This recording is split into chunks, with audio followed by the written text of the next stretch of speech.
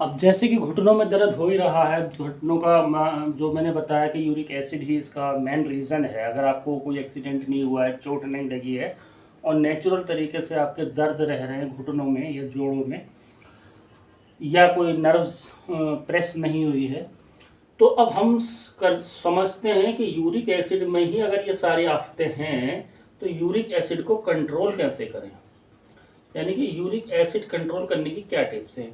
दोबारा हम चलते हैं कि जैसे कि हमारा ह्यूमन बॉडी है, मतलब हमारा शरीर है, ठीक है, ये सब कुछ हमारे शरीर में, हमारे शरीर के अंदर, शरीर जो है सेल्स से बना है, सेल्स यानी कि जर्रे जर्रे से मिलकर जो है शरीर बना है। उसको जो mass the smallest particle, the smallest piece of body is that unseen, even unseen, तो दैट इज कॉल्ड सेल, ठीक है। अब बायोलॉजिकल ऑफ सेल्स के अंदर क्या होता है, हर चीज में न्यूक्लियस होता है, एवरीथिंग कंटेन्स न्यूक्लियस, सही है। अब बायोलॉजिकल जो न्यूक्लियस होते हैं उनके अंदर डीएनए आरएनए होता है, डीएनए प्लस आरएनए, ठीक है। जो केमिकल या फिजिकल न्यूक्लियस होते हैं उनमें इलेक्ट्रॉन, न्यूट्रॉन, प्रोटॉन को हम स्टडी करते हैं, और बायोलॉजिकल में हम डीएनए आरएनए को स्टडी करते हैं। इसके अंदर एक कंपोनेंट होता है जिसको हम प्यूरिन बोलते हैं, प्यूरिन, ठीक है। प्यूरिन ये देखो बनता ये भी लीवर में ही है। अब इसी प्यूरिन से हमारा यूरिक एसिड बन जाता है। अब कैसे, अगर प्यूरिन के मेटाबॉलिज्म की एबनॉर्मेलिटी है, कोई दिक्कत है हम मेटाबॉलिज्म में, तो यूरिक एसिड बनने लगता है। अब जैसे कि मैंने यूरिक एसिड का आपको फार्मूला बताया वही है, यानी कि ये हमारा यूरिक एसिड है। अब ये जब तक हमारे जोड़ों में जमा है, एपिफाइसिस में जमा है, तब तक ये दर्द करेगा। अब होता क्या है, ये इसके दर्द के लिए ये करता कैसे है, ये फिर कन्वर्ट हो जाता है एक यूरेट में, मोनोसोडियम यूरेट में, ठीक है। अब जैसे कि ये हाइड्रोजन को यहाँ से रिप्लेस कर देता है, तो यही सेम फार्मूला अब ये जो है यहाँ पर रिप्लेस होकर मोनोसोडियम यूरेट कहलाएगा, मोनोसोडियम, ठीक है, मोनोसोडियम यूरेट। अब मोनो यानी कि एक, और सोडियम, ये जो मोनोसोडियम यूरेट है यही हमारे दर्द करता रहता है।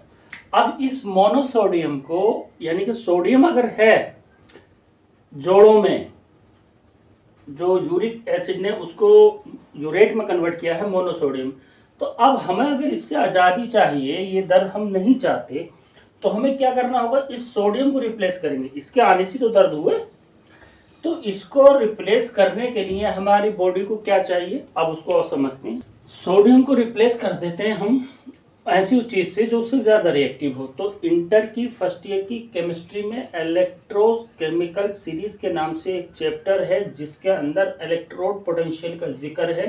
इलेक्ट्रोड पोटेंशियल के अंदर जो हमारे एलिमेंट्स हैं उसमें reactivity equals to 1 upon electrode potential के अकॉर्डिंग ज्यादा रिएक्टिव चीज कम रिएक्टिव वाले को खत्म कर देती है, या जिसका इलेक्ट्रोड पोटेंशियल ज्यादा होगा वो अपने कम वाले को रिप्लेस कर देगा।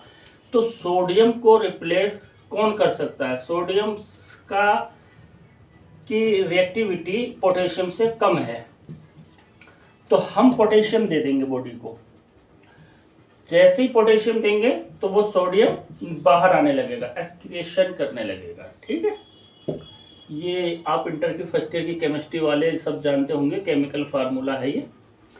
इसी के अकॉर्डिंग तो चल रहे हैं हम, बायोलॉजी और केमिकल की थ्योरी तो मेडिकल को समझ रहे हैं, यही तो मेडिकल है।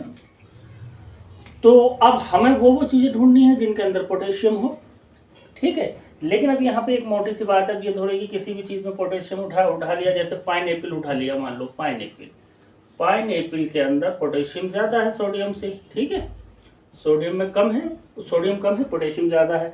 या जिंजर में, ठीक, उसमें भी पोटेशियम ज्यादा है सोडियम के मुकाबले, ठीक है। या आपकी सबसे मशहूर चीज टर्मेरिक, ठीक है, उसमें तो बहुत ही ज़्यादा है।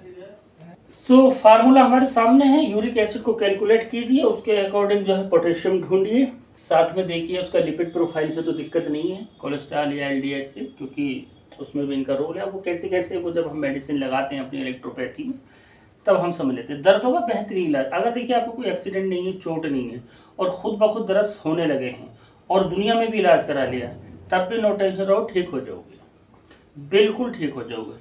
ठीक है, तो अभी इतना ही रखते हैं।